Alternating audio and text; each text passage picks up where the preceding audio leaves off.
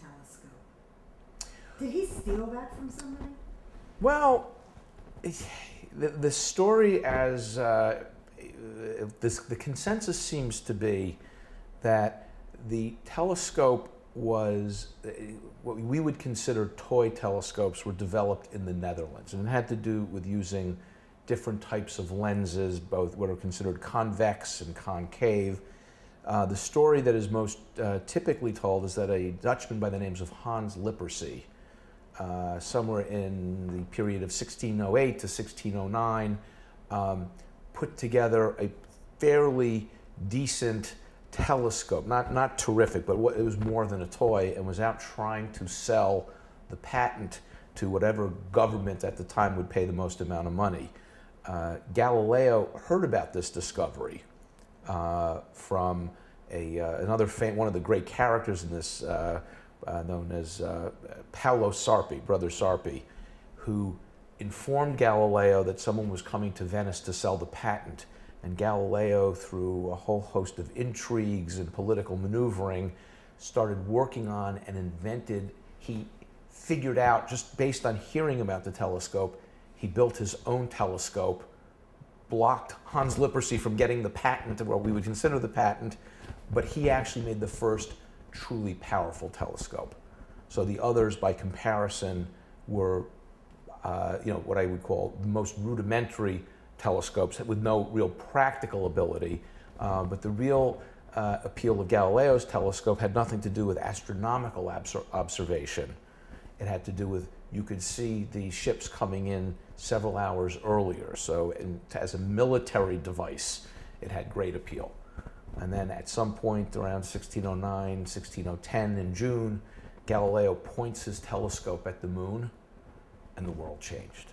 So, well, the moon was considered to be a perfect object, a crystalline, the perfect sphere, no mountains, no valleys, no shadows. But when you look at it in a telescope, and I think he had what's considered a 40-power telescope, he saw that there were what looked to be the mountains and valleys, the rivers, the streams, and realized that this was not a perfect object. And that through the second that was seen, there's a crease in time. The world changed forever. So he was really the first, or one of the first, to certainly get credit for looking at the moon and understanding that this was a very different universe than people had thought it was. Given that, were the rest of, do you want to have him drink something? Because his am I getting a little froggy? Little drink, and let me just, your shirt's.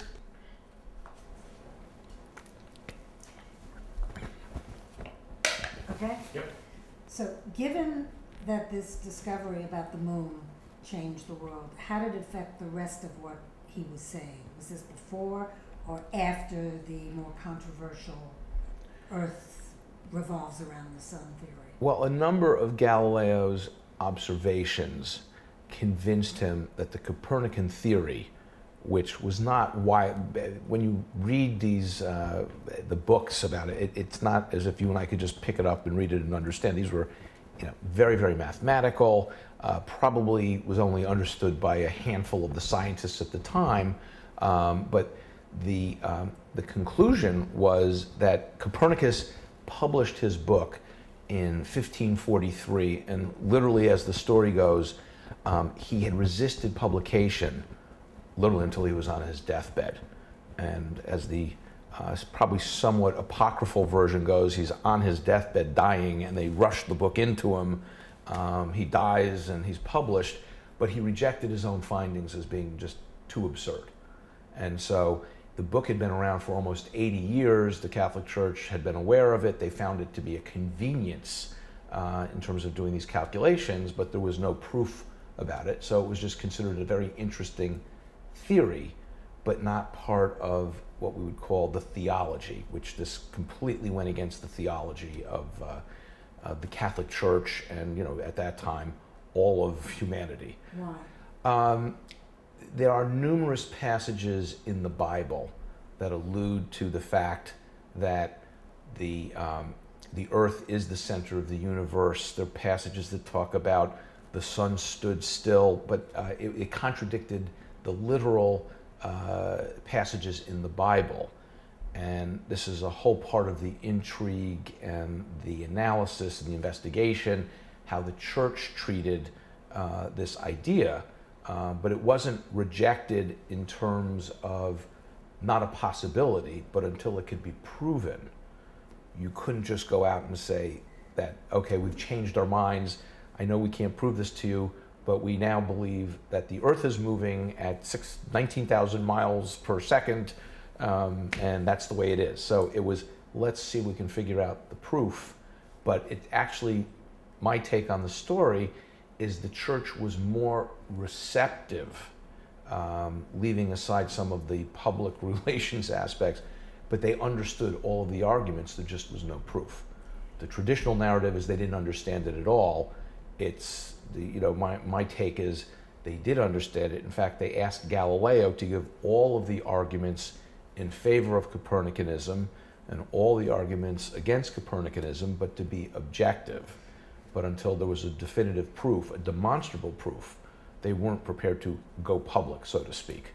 So that's part of the whole intrigue. So to put this in simplistic terms, overly simplistic terms, did Cardinal Barberini, or when he became Pope Urban, sort of dispatch Galileo to do this? I mean, was this a deal they worked out with each other, or how did this what went on here between the two of them?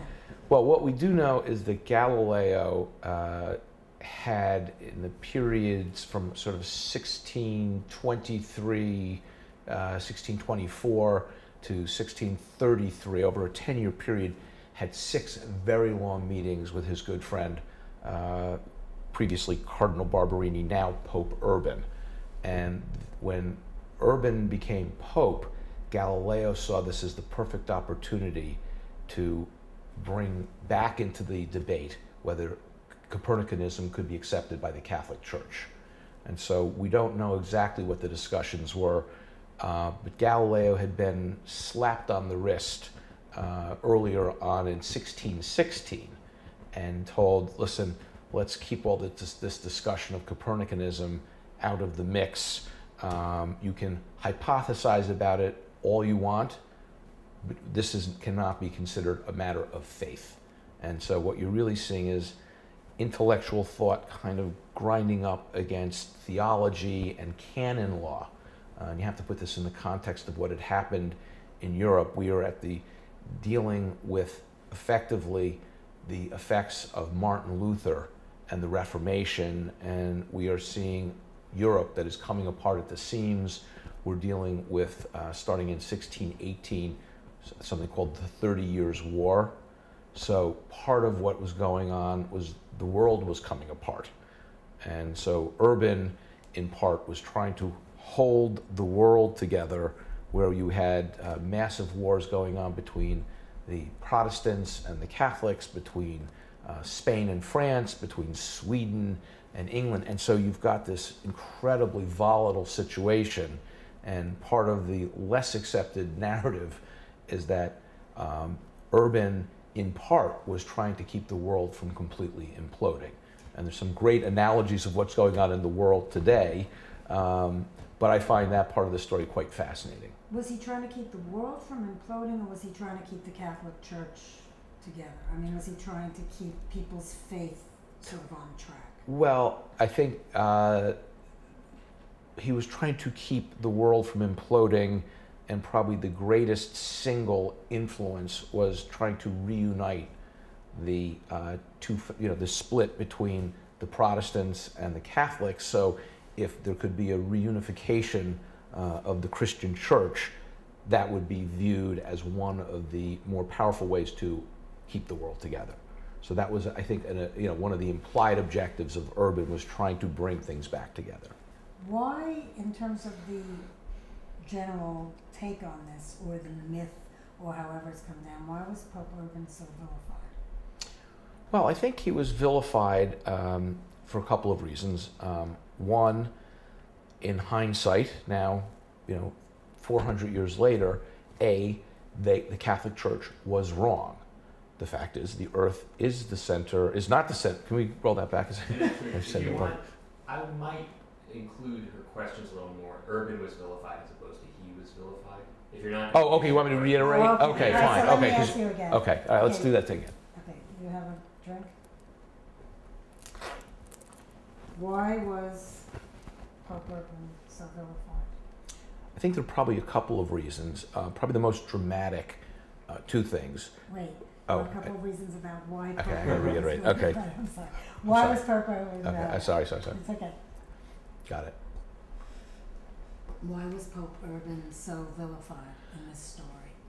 I think Pope Urban was vilified for a couple of reasons. The most damaging and obvious reason is that as the head of the Catholic Church came down. Urban, his position was the sun is the center of the universe, not the earth. I'm sorry, you gotta take it back. I'm blanking. I think there's several reasons Pope Urban has been so vilified. The most obvious reason is Galileo was trying to prove Copernicanism, which has the sun at the center of the universe, not the earth. The church came down and said, no, the earth is the center of the universe, which today, 400 years later, we all accept that and know that, even if we've never been able to prove it to ourselves. That's accepted as commonplace. Why is it accepted as commonplace if it's never been proven? And No, no, has it never been proven? Oh, no, it's been proven, but if I asked you to prove it to me, or you asked me to prove it to you, I would have a very hard time proving it. I think for me to say, no, I think the earth is the center of the universe, people would think I'm crazy.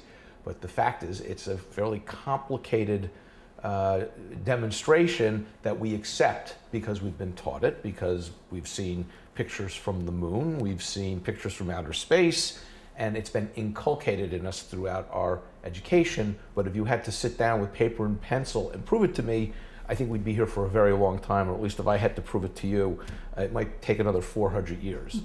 So the fact is, it was a very complex series of analyses that as science became more powerful, instruments to calculate both time and observation through more and more powerful telescopes, it became readily accepted, and certainly in the scientific community, and hence that's what we take as the case. But the fact is, Urban gets the blame for being wrong on the science and Galileo right on the science, even if he couldn't prove it. The second reason is Galileo was not treated very well by the Inquisition, and it is viewed that Urban, many stories have Galileo being tortured, put on the rack. The reality was what we would consider a sort of legal process with a consent decree, where they all kind of agreed that let's get out of this mess. We're in the middle of this mess. So I think he was shown the instruments of torture as a rather pro forma effort, just as they said, well, okay, this is what happens. Here are the instruments. If you don't recant your testimony, we will have to torture you.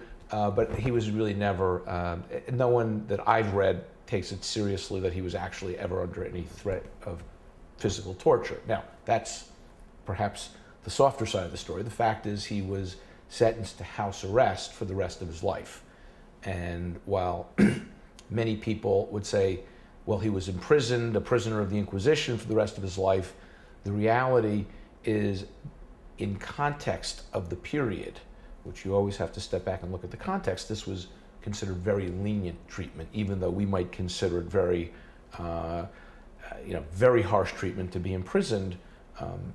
In the context of that period, he got off kind of lightly. That's not to say that was good or bad, it's just to state the fact that it was, relatively speaking, light punishment under the circumstances.